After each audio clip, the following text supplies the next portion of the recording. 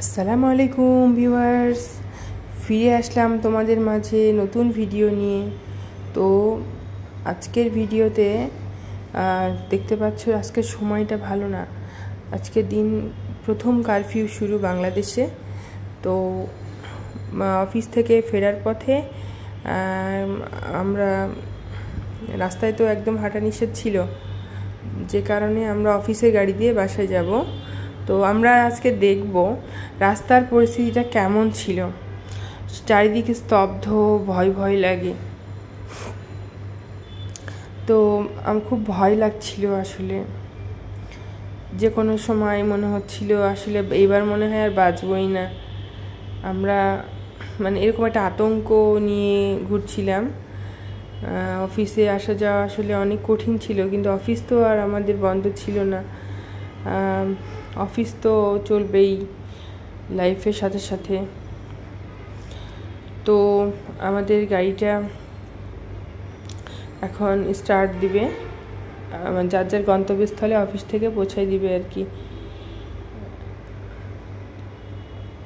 তো রাস্তায় খালি রিক্সা যাচ্ছিল, আর যে রাস্তায় সবসময় বাস চলতো সেইখানে এখন সেই রোডের উপর এখন পাখি বসে থাকে।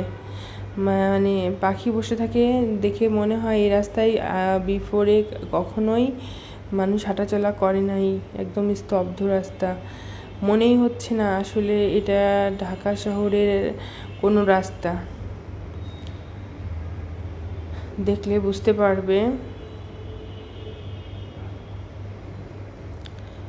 রাস্তাঘাট আসলে একদম আসলে ঢাকা শহর সম্বন্ধে তো সবাই তোমরা জানো যে সবসময় জনসমাগম গমগম করে, মানুষ লোকালয় এত বেশি। আর আমরা আসলে অভ্যস্ত হয়ে গেছি এত লোকজনের সঙ্গে থাকতে থাকতে। তো তো দেখো রাস্তার অবস্থা কি, একদম স্তব্ধ মনে হচ্ছে, চারিদিকে কেউ নেই। বিশেষ করে রাত 8টার পরে তো মনে করো রাস্তায় কেউ থাকেই না। আর কারফিউ যখন শুরু হলো তখন মানুষ, এই যে দেখো বসুন্ধরার সামনে রাস্তাটার অবস্থা দেখো। বসুন্ধরার সামনে রাস্তাটা একদম খালি যাচ্ছে ভিউয়ার্স। দেখো রিক্সা খুব রেয়ার, 2-1টা গাড়ি চলছে। বেলা তখন 3:15।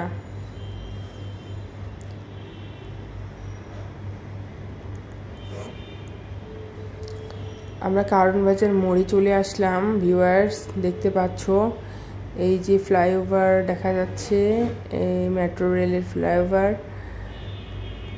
এই পাশটা দেখো, এই যে মেট্রো রেলে ওঠার রাস্তা দেখতে পাচ্ছ। এইখানটা দেখো মোড়টা, এই যে এখানে লোকালয় কম, খুবই স্তব্ধ হয়ে গেছে।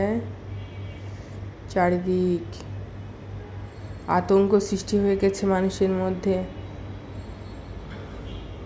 আমরা বইয়ে পড়েছিলাম আসলে, যে ছোটবেলায় বইয়ে পড়েছিলাম 71 সালের যুদ্ধ সম্বন্ধে। কারফিউ পড়েছিলাম, কারফিউ হয়েছিল তখন। সেই সময় তো আমরা ছিলাম না, বাট এইগুলো আমাদের কাছে শুনলে একটা অন্যরকম অনুভূতি লাগে।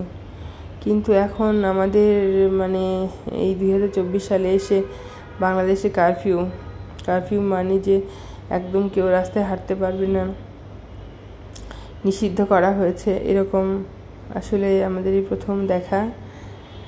তো ভিউয়ার্স দেখতে পাচ্ছ রাস্তাটা কত সুন্দর, মাঝখান দিয়ে সব গাছ লাগানো হয়েছে। খুব সুন্দর বাংলাদেশের রাস্তা। দেখেছ, যারা দূরে থাকো তারা বাংলাদেশের রাস্তাঘাটগুলো সুন্দর মতো দেখতে পাবে। আমার এই ভিডিওটা বেশি বেশি করে ভিউ করো, আর প্লিজ ইউটিউবে আমার চ্যানেলকে অবশ্যই সাবস্ক্রাইব করে দিও প্রিয় ভিউয়ার্স।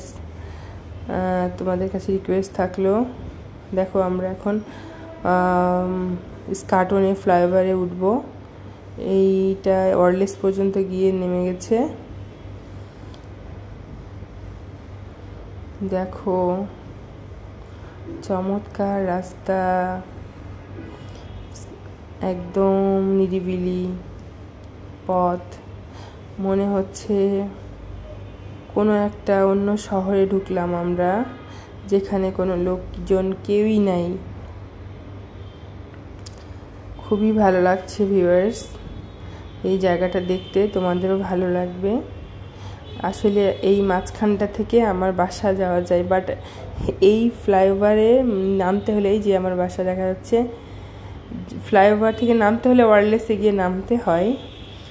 তো আমরা চলে এসেছি প্রায় ভিউয়ার্স। তো আজকের মতো ভিডিও এখানেই থাকলো।